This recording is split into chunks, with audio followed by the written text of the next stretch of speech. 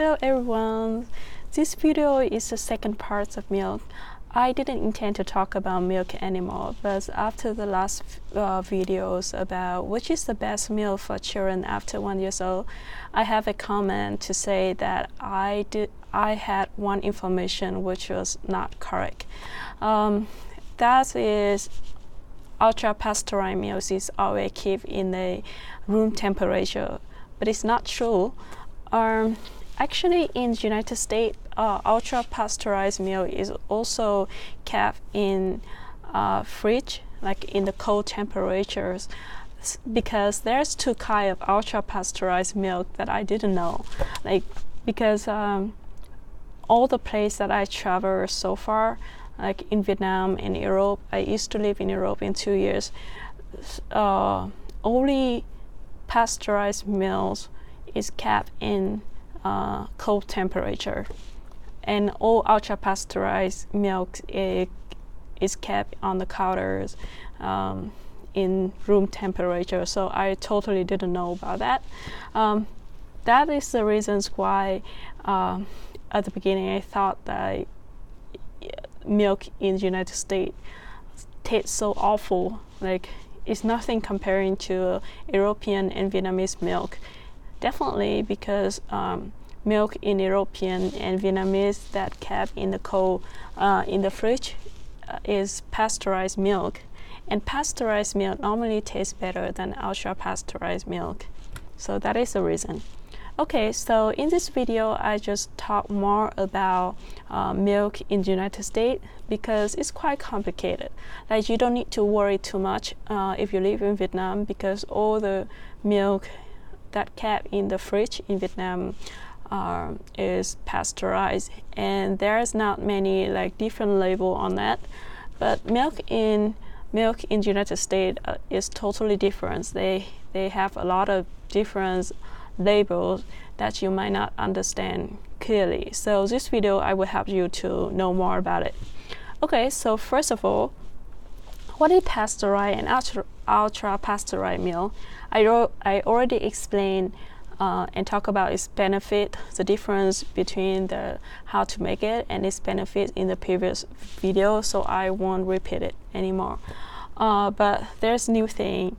I didn't know that ultra pasteurized milk have two different things. So the first type is ultra pasteurized milk. They call it UP in the label. So that one is processed through high temperatures, normally in 280 Fahrenheit degree, and it normally can keep to 1 to 2 months in the fridge. And the second type, that the ones you see on the shelf in the room temperature, that is called aseptic milk. So that milk is just the only thing difference between that milk and the normal ultra pasteurized milk that keep in the cold is that during the process it was made entirely in sterile environment. So it's prevent from all bacteria, including good and bad bacteria. So maybe it's the reasons why even it was processed with the same method, but aseptic milk that keep in the room temperatures still have less nutrients than ultra pasteurized milk in the cold temperature. I don't know why, but when I compare the nutrients between two milk, I still can see the difference. You can see it. So in US milk market, Horizons just have only ultra pasteurized. So even you see the Horizon milk in the fridge, like in the cold areas or on the shelf, they are both ultra pasteurized, but they still have a little bit nutrients differences. And another branch like Organic Valley, they have both pasteurized and ultra pasteurized.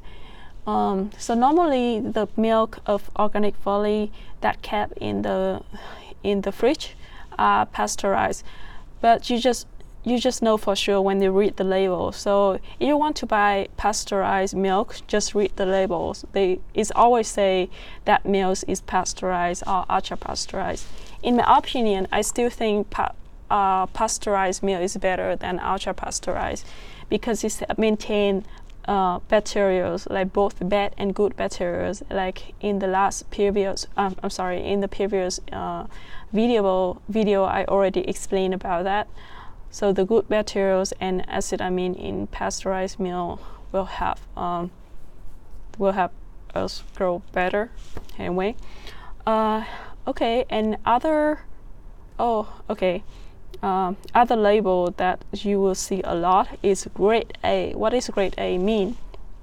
Grade A is mean that is the food grade milk. So it means that all that milk is already under the sanitary condition to qualify for federal milk marketing orders. So it means that it is already check and audit that milk to qualify for grade A from federal. So you can be you don't need to worry much about all the product with grade A because it's already qualified federal standard.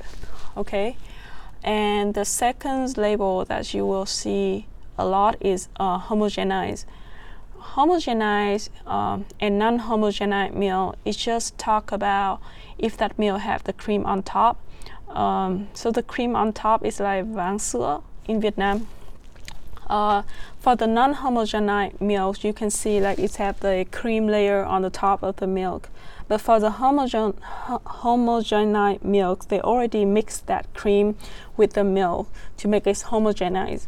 So whenever you pour out the milk to every cup, all the cup will be the same.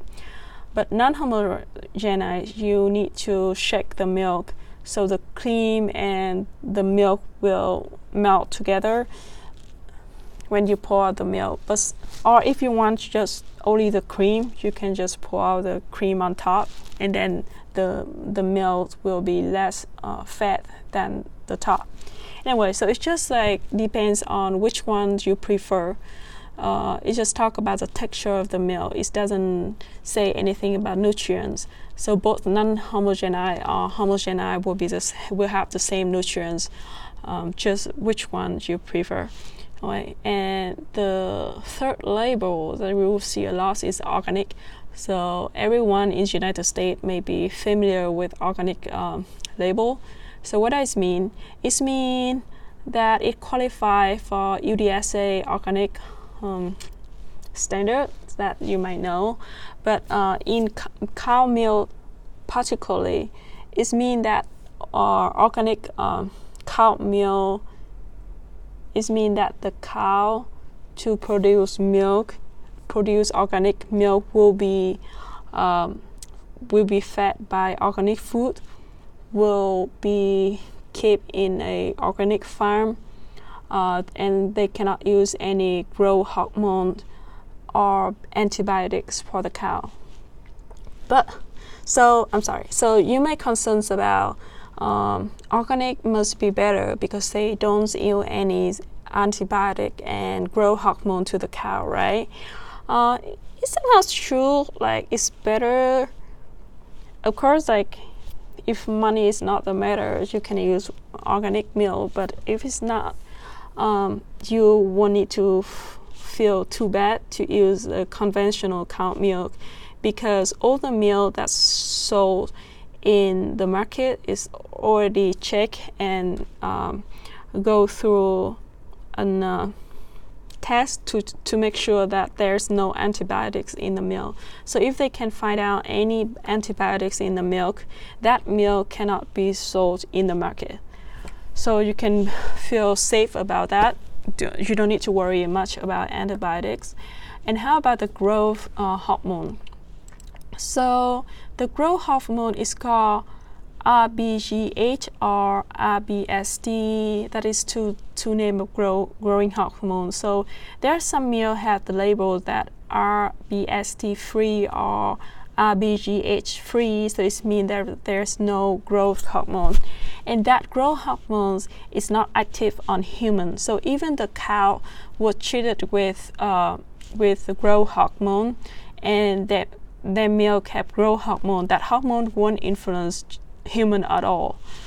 But there are some research they found out that in the cow milk of the cow who's treated by growth hormone have higher level of one insulin named IGF-1. So that insulin, the studies, they found the relationship between the blood levels of IGF-1 and the development of cancers. So that insulin actually is the main concerns about using cow milk. And another study, they found out that people who drink milk have about like 10% higher level of IGF-1 than people who drink little or no milk at all. But the interesting thing is that milk doesn't mean only cow milk. So that research is on both soy milk and cow milk. So it's no matter which milk they drink, both cow milk and soy milk can have, both people who drink cow milk and soy milk have the higher level of IGF-1. So they may concern that the reasons of higher level of IGF-1 might not from cow milk. It's made from like different proteins, minerals, or other factors in milk. So I think that is the reasons like why some book like enzyme factor, they say like cow milk that call the high levels IFG1, thing like that, but it's not true. The research just show only the milk in general, not cow milk. Okay. What else? What else I didn't talk about? I talk about cream, lipo, homogenized. Oh, okay. And also one more basic thing. I don't think I need to explain it, but you might not know.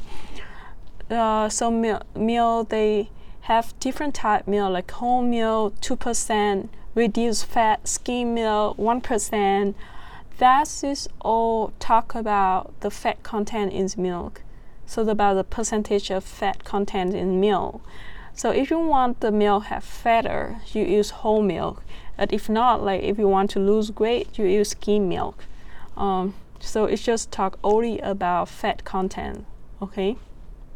Well, okay. And the last one is about the lactose. So some milk said like lactose free.